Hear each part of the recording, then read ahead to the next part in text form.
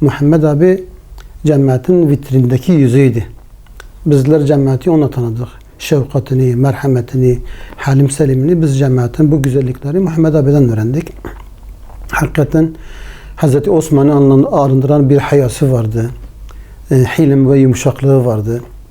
Hakikaten o günün şartlarında daha yeni İslam cemaatle tanışmış gençlerin katı, sert, mizaçlı birileri tanışmış olsaydılar belki o sert mizaçlardan dolayı belki de davada bir süreklilik arz etmeyebilirdiler.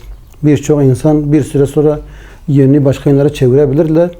Fakat Muhammed abinin o insanları idare edişi, onlara karşı şefkatli, merhametli oluşu, hatalarında, kusurlarında, eksiklerinde, günahlarında dahi Muhammed abinin onları hikmetle ikaz etmesi onları Muhammed abinin etrafında toplamıştır. Yani Allah-u Teala Peygamber Efendimiz'i işte sen onlara karşı Allah'ın lütfuyla yumuşak davranış, şayet katı ve sert kalpli olsaydı onlar etrafından dağılıp giderdiler. Değişi gibi şayet o günün şartlarında Muhammed abi hatalarımıza karşı, kusurlarımıza karşı bize sert davransaydı, yüzümüzü kızarsaydı, bizi incitseydi belki bugün biz burada olmayabilirdik. Davanın hizmetinde olmayabilirdik. Fakat onun yumuşaklığı, hilim ve sevecenliği, şefkat ve merhameti bizi ona kitlemişti. Yani gençler hemen hemen her gün ona uğrardılar. İş yerinde ona uğrayamayanlar evinde ona uğrardılar. İş yerinde beyaz eşya ticareti yapardı. O günün şartlarında beyaz eşya ticareti herkes yapmazdı. Maddi anlamda durumları iyiydi. Sürekli yanına geldiğimizden dolayı sürekli babası gelirdi. Mehmet bu gençler nedir burada? Bu gençler burada olduğu vakit müşteri içeri gelmez, bayanlar utanır içeri gelmezler falan der. Muhammed abi tabi bizim yanımızda ufak da olsa azarlardı. Ama Muhammed abi o kadar tekrar etmesine rağmen bu olay hiçbir zaman babasına karşı gelmedi. Tamam baba, tamam sıkıntı yok ben birazdan göndereceğim, hallederiz diyerek onu hep savuşturmuş. Normalde tepki gösterseydi, normalde Muhammed abi babasının tek evladıydı. Göz bebeğiydi. Hem babası tarafından hem ablaları tarafından çok sevilen birisiydi. Babasına karşı çıksaydı, baba karışma bana. Yani ben ne yapacağımı biliyorum. Bu gençler gelip gidecek de dese belki babası hissesini de etmeyecekti. Kabullenecekti. Ama o babasını kırmama adına hiçbir zaman böyle bir tepki göstermedi. Aile içinde de Muhammed abi ailesine karşı da çok şefkatli ve merhametliydi. Küçük bir kızı vardı Havva. Özürlüydü. Yani yerden sürünerek gidip gelirdi. Genç yaşta vefat etti tabi. Allah rahmet etsin ona. Özürlü olmasına rağmen yanımıza gidip gelirdi. Muhammed abi onu çok severdi. Ona çok şefkat ve merhamet gösterirdi. Yani hiçbir gün onu azarladığını, ona kızdığını, ona yüzünü ekşittiğini görmedim. Gider gelirdi, içeri girerdi, biraz şamata da yapardı böyle. O çok efendi bir kızdı tabi. Ama Muhammed abi ona karşı çok şefkatli, merhametliydi. İlgi alaka ona gösterdi. Biz de onu çok severdik. Muhammed abi zikredilmişken Allah onlardan razı olsun. Yani hanımı da çok çile sefa çekmiş. Mesela Muhammed abinin fedakarlıklardan bahsediyoruz tabii ki. Hizmetteki çalışkanlığı, fedakarlığı, hilim ve şefkat ve merhameti. Ondan sonra mal varlığını bu yolda harcaması, hicretlere gitmesi, evinde sürekli insanları barındırması, sürekli evinde misafirlerin olması. Şayet arkalarına diyor güçlü liderlerin arkasında güçlü kadınlar da vardır. Muhammed abinin eşi de ablamız da gerçekten öyle bir insandı. Çok değerli, kıymetli bir ablamızdı. Çünkü sürekli evinde misafir olan bir bayanın evi sürekli müsait değildir. İstediği gibi evinde gezemeyen bir bayan düşün. Sürekli kahve yaptığını, sürekli çay yaptığını, sürekli yemek servisleri yaptığını düşünen bir bayan için çok zordur. Ama Muhammed abi bu rahatlığı görüyordu ki sürekli kapısını bize açıyordu. O rahatlığı eşinden görmeyen insanlar o kadar kapılarını bize açamazdılar.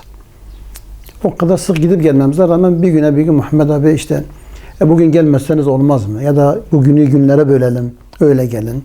Ya da çok sık gelmeyin diyebilirdi bize ama hiçbir zaman evinin kapısını biz gençlere kapatmadı. Bir grup girer, bir grup çıkardı. Sürekli evde onlara kahve, özel olarak sütlü kahve sürekli yaptırırdı ailesine, gençlere. Muhammed abinin hayatı belli bir süreden sonra bu iş yerini kapattıktan sonra zaten mahkum duruma düştü. Belki aylarca evden çıkmadığı dönemler oluyordu. Diyarbakır'dayken iş yeri vardı, kendi evlerindeydiler, güzel bir gelirleri vardı. Ondan sonra mahkum durumuna düştüler. Hicretli duruma düştüler. Gerek Batman'da gerek başka illerde sürekli devletin takibinde olmaları hasebiyle İslami hizmetleri de sekteye uğradı. Çünkü halkla iç içe olunca, gençlerle iç içe olunca farklıdır. Fakat gençlerden kopuk olunca çok farklı oluyor tabii ki.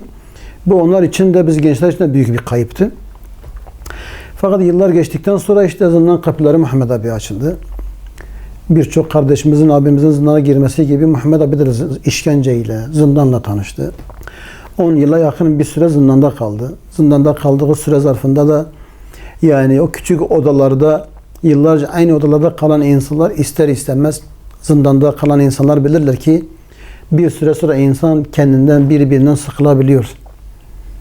Yani bir değişiklik istiyor, birbirine aciz olabiliyor.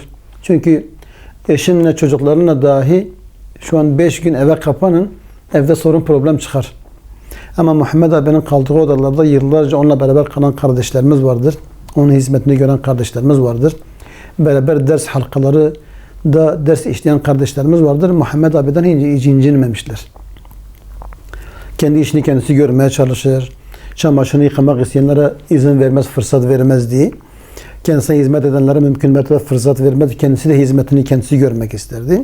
Muhammed abi hatalarımıza karşılık bizlere eğer direkt söylenmesi gereken bir mesaj değilse muhakkak İslam tarihinden örnekler getirerek bizim fehmetmemizi sağlardı. Meseleyi öyle bağlardı. Direkt bir şekilde Bilal bak böyle yapıyorsunuz, böyle yapmayın. Bu size yakışmıyor demezdi. Dönderdi İslam tarihinden örnekler getirirdi. Bir Müslüman böyle olmalıdır. Müslüman şahsiyet böyle olmalıdır. Biz dava erleri böyle olmalıyız. Şunları yapmamalıyız. Sen demezdi. Yapmamalıyız derdi. Kendini de içine katarak böyle incitmeden, küstürmeden, darıltmadan, insanların yüzünü kızartmadan meseleleri halletmeye çalışırdı. O yüzden Muhammed abi çok seviliyordu. Allah-u Teala çok sevdiğinden dolayı işte kendisine bir hastalık musallat etti. O hastalık sürecinde biz zindandaydık tabii. Onun hastalığını duyuyorduk. Arkadaşlar hepsi ona dua ediyordular. Zor geçen bir süreç olmuştu kendisi için. Allah-u Teala kendisinden razı olsun. Kendisine gani gani merhamet etsin. Geride kalan evlatlarını salih ve salihalardan eylesin inşallah Teala. Bizleri onların şefaatten mahrum etmesin. Biz gençlere düşen onların bıraktığı bayrağı daha ileride taşımaktır. Onların ahlakıyla ahlaklanmaktır. Onların bize karşı davrandığı gibi bizlerle muameleleri neyse bugün de bizlerin de onlar gibi bugünkü gençlerle muamelemiz o şekilde olması lazım. Onun bize bıraktığı miras bu olmalıdır. Gençlerle haşır neşir olurken, gençlerle muhatap olurken işte Muhammed abinin ahlakıyla ahlaklanarak onlarla muhatap olursak bizim onu sevdiğimiz gibi gençler de bizi sevecekler ve diğer abilerimizi sevecekler inşallah Teala.